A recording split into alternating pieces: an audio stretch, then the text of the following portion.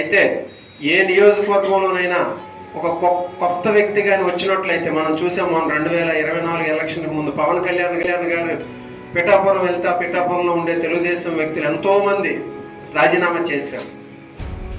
అలాగే రఘురామకృష్ణరాజు గారు ఈరోజు మన డిప్యూటీ స్పీకర్, ఆయన ఉండి నియోజకవర్గం వెళ్తే సాక్షాత్తు ఆ నియోజకవర్గ టీడీపీ ఇన్ఛార్జ్ ఎంతోమంది జడ్పీటీసీలు, ఎంపీపీలు, మండల పార్టీ అధ్యక్షులు వీళ్ళందరూ కూడా రాజీనామాలు చేసి ఆయన రాకను మేము వ్యతిరేకిస్తున్నామని చెప్పి బహిరంగంగా చెప్పడం జరిగింది.